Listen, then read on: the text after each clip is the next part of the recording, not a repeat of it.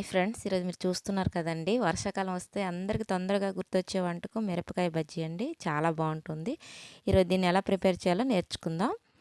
ముందుగా స్టఫింగ్ కోసం సన్నగా కట్ చేసిన ఉల్లిపాయ ముక్కలండి. చాలా చిన్నవిగా కట్ చేయాలి. చూడండి, ఆ విధంగా చాలా చిన్నగా కట్ చేయాలి. అందులో కొంచెం సాల్ట్ వేసుకోవాలి. తర్వాత సన్నగా కట్ చేసిన కొత్తిమీర వేసుకుందాం. కొద్దిగా కారం వేసుకుందామండి. అందులో కొంచెం పులుపు కోసం నిమ్మకాయ చెక్క ఒకటి పిండానండి. చూడండి, అది బాగా కలుపుకోవాలి. చూడండి, ఆ విధంగా బాగా కలుపుకుందాం. చూడండి, ఆ విధంగా బాగా కలిసిపోయింది. దాన్ని పక్కన పెట్టుకుందామండి. తర్వాత ఒక బౌల్ తీసుకొని మనం కొద్దిగా శనగపిండి తీసుకుందాం. మనకి బజ్జీ మిరపకాయలు ఎన్ని ఉన్నాయో దానికి తగ్గట్టు తీసుకుందాం. తర్వాత కొంచెం సాల్ట్ వేసుకుందాం. తర్వాత కారం, బేకింగ్ పౌడర్ అండి, వంట సోడాని వేసుకోవచ్చు. తర్వాత వామ్ వేసుకుందాం. లైట్గా అలా క్రష్ చేసి వేసుకుందాం, ఫ్లేవర్ బాగా వస్తుంది.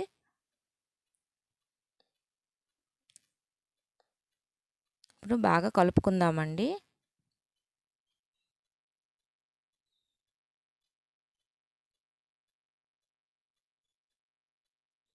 తర్వాత కొద్దిగా వాటర్ వేసుకొని బాగా కలుపుదాం. తర్వాత అదే టైంలో కొద్దిగా బియ్యం పిండి వేసుకుందామండి.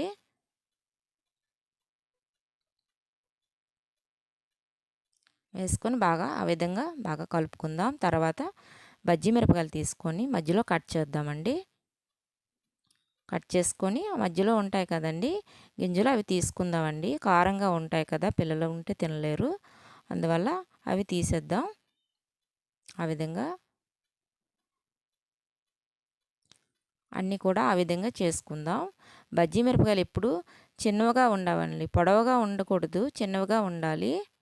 మాకు చిన్నవిగా ఉండే దొరకలేదు, అందువల్ల ఇవి చాలా పెద్దవిగా ఉన్నాయండి. చూడండి, చాలా పొడవు ఉన్నాయి. అన్నీ కూడా ఆ విధంగా చేసుకోవాలి. తర్వాత స్టవ్ పై కడాయి పెట్టి ఆయిల్ వేయాలండి.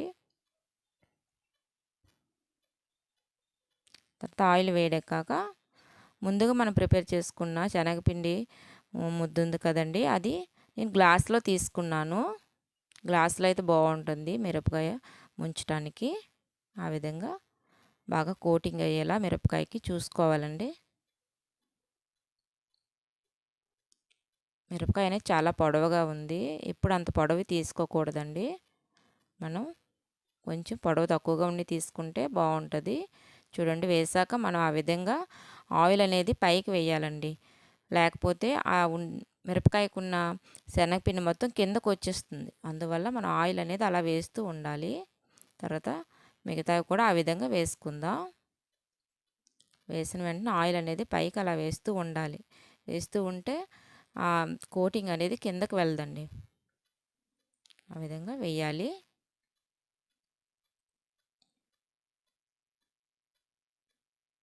అలా కొంతసేపు అయ్యాక టర్న్ చేయాలి. చూడండి, కలర్ మారిపోయాయి. తర్వాత మిగతా కూడా ఆ విధంగా వేయాలండి. చూడండి, నేను ముందు వేసిన బజ్జీకి ఆయిల్ అనేది పైకి వేసాను, అందువల్ల అది బాగా వచ్చింది. రెండోది నేను వేసేటప్పుడు చూడండి, నేను ఆయిల్ వేయకపోవడం వల్ల కోటింగ్ అనేది కిందకి వెళ్ళిపోయింది. చూడండి, మీకు తెలుస్తుంది అనుకుంటా.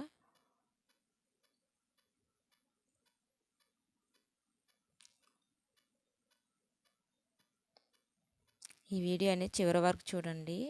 నచ్చితే లైక్ చేయండి, షేర్ చేయండి, సబ్స్క్రైబ్ చేయండి.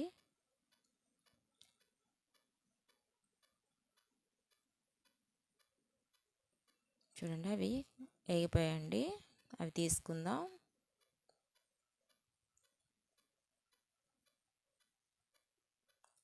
మిగతావి కూడా చూడండి, కలర్ చేంజ్ అయ్యాయి కదా, అవి కూడా తీసుకుందాం.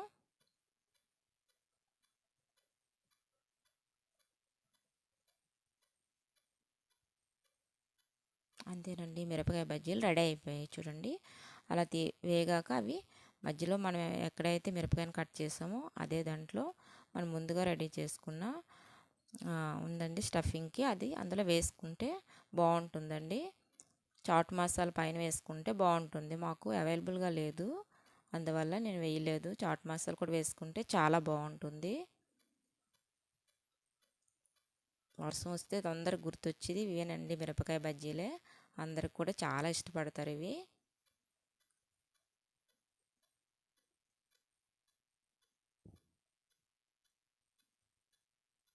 అంతేనండి, చాలా సింపుల్, చాలా టేస్ట్గా ఉంటుంది. మీకు కూడా నచ్చితే లైక్ చేయండి, షేర్ చేయండి, సబ్స్క్రైబ్ చేయండి. ఈ వీడియో చూసినందుకు చాలా థ్యాంక్ యూ అండి అందరికీ.